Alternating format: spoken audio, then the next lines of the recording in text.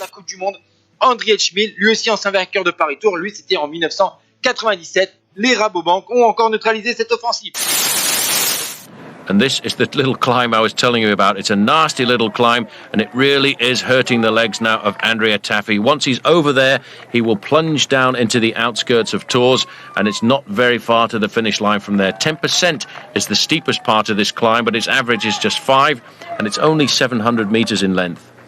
So it's only a little blimp on the horizon for Tafi, but he'll still want to get it out of the way quickly, because these little climbs hurt now, because this is a very long race at 254. Al sprint final al corredor español, Côte de l'Épan, 700 metros, como pueden ver. Poquita cosa, pero con el esfuerzo que llevan encima ya todo vale. Observen ahí Jackie Durán, que ya no puede seguir el ritmo de Richard Virenque, que aprovechando ese repecho a 9 kilómetros, a 8 de hecho ya para el final, se queda descolgado. Se marcha pues en solitario el francés del conjunto Domo.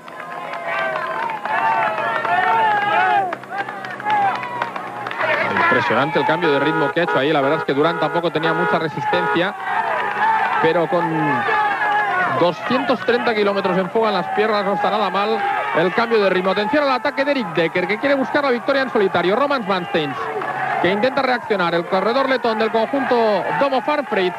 Vamos a ver ahí si Oscar Freire puede aguantar el ritmo de los mejores. Yo creo que es Spruch el hombre que viene ahí por detrás. Y Mansteins, que va a llegar a la rueda de Eric Decker. Jacob Pil qui assure ici un train soutenu. Jackie Durand dans sa roue.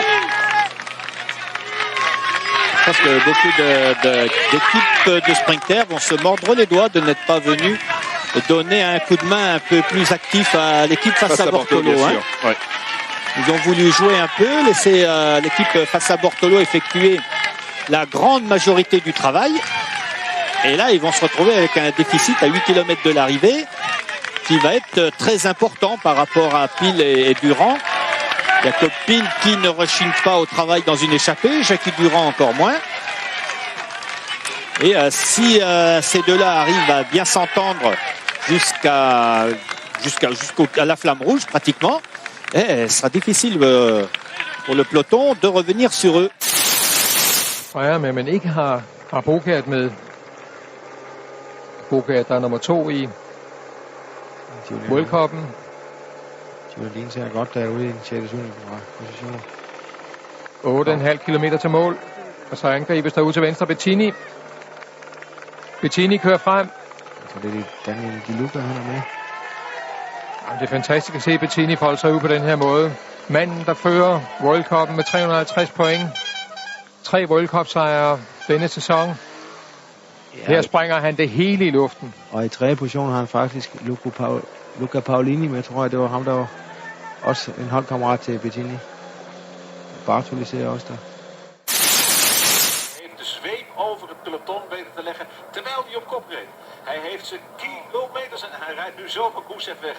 Hij heeft zijn kilometers aan kilometers heeft hij ze gepijnigd. En ze kregen hem maar niet te pakken. En Gusev denkt, ja, help. Dat is help op zijn Russisch. Hij had het gehad. Et regardez, le show s'arrête. Non mais ils n'ont pas attendu là aujourd'hui. Hein. Là.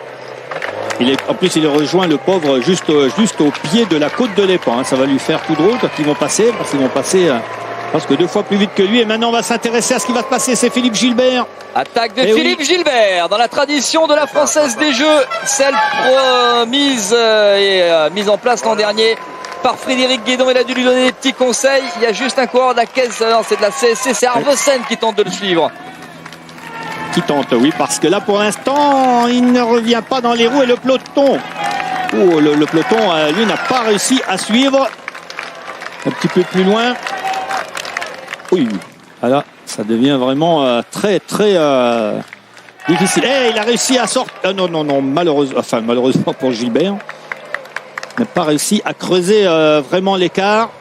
Et il y a, c'est la tête. Pozzato va revenir là-bas derrière. Ouais, Édition de Paris-Tours. D'abord, le 12 octobre 2008, après l'échappée matinale habituelle, nous sommes dans la côte de l'Épan, où Turgot, 3e du Grand Prix de la Somme, Vaugondi de l'Agritubel, Michael Delage de la formation Française des Jeux et Kuyx de la Lambourg Credit sont sortis. Nous allons revenir à nouveau dans la côte des Pans. C'est une côte assez difficile sur cette fin de parcours. Et on va voir d'abord un équipier de Philippe Gilbert attaquer dans les plus forts pourcentages. Et Tom Bonnen, champion de Belgique, réagit directement pour revenir. Alors qu'on va voir que derrière, Philippe Gilbert va aussi réagir aux offensives qu'on a derrière avec un coureur de la Rabobank. Et on va avoir un petit groupe se constituer au sommet. 9 Kilometer vor dem Ziel. Aber dann müsste wahrscheinlich diesen Hügel auch nutzen. Das ist die Rampe, die etwas steiler ist als das, was bisher kam. Der Quatre, ich sagte es ja vorhin schon einmal, gehört eigentlich eher zu den Sprintern. Das hat er unter anderem auch mit seinem 14. Platz in diesem Jahr bei Mailand Sanremo bewiesen. Auch schon bei der Belgien-Rundfahrt Vierter. Und jetzt geht es hier vorne los mit Duque. Und Fabian Wegmann kommt nach vorne. Das wäre auch was Schönes, wenn sich Fabian Wegmann hier absetzen könnte. Ist vom Rennfahrertyp her ähnlich wie Philippe Gilbert. Mensch, das muss doch mal funktionieren. Da kommt auch schon Gilbert, da merkt er sofort, dass andere hinten drauf liegen, nimmt wieder raus. Fabian, komm, hau doch noch mal einmal einen raus, kurz vor Ende der Saison. Du, wenn nicht heute, dann vielleicht am kommenden Samstag. La côte de l'Épan. Attention Arnaud Gérard là de reprendre les roues. Il ne faut pas être en bout de course. Et voilà. Voilà. Il aurait peut-être mieux valu pour Arnaud lever les pieds un petit peu plus tôt. Attention à récupérer, il n'a pas pu prendre son second souffle avant de devoir passer et ça revient derrière, hein. Ça revient derrière Arnaud. On aperçoit notamment Bertoliati pour le team Type 1. Ah, c'est compliqué, pourtant il y avait le drapeau de la Bretagne. Il est des Bretons, je vous l'ai dit. Et c'est Michael Delage qui est en train de sortir pour la FDJ. Deux hommes en tête, Marco Marcato e Greg Van Avermaet. C'est pas une bonne nouvelle pour lui.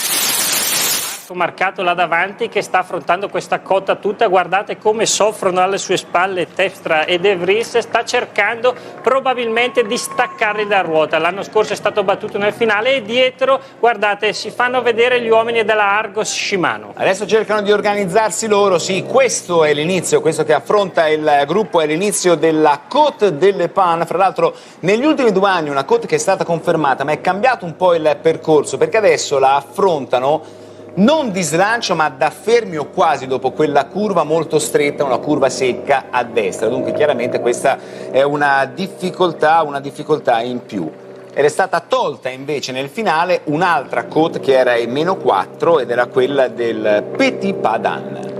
Mentre è stato ripreso Adam Blitt dal gruppo che sta salendo veramente forte, abbiamo visto nelle prime posizioni anche John Degenkolb, dovrebbe essere in 6ª, 7ª posizione e guardate, sotto la spinta di questa azione il gruppo si sta allungando veramente tanto, la velocità qui è altissima, guardiamo anche dalla inquadratura dall'alto.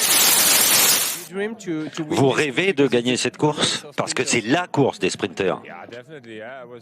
Oui, évidemment, j'étais là ces 2 dernières années et j'adore cette course. J'apprécie toujours de finir ma saison ici. C'est une vraie tradition cette course. J'ai bien envie de la gagner. It's really a big tradition, this race, so for me it's really important today and I'm going to try to win that race. And are you ready Vous êtes prêt à battre Arnaud Démare? I think so. Oui, bien sûr. Je suis en forme, je me sens bien. J'espère faire la plus belle dernière course de la saison et après ce sera les vacances.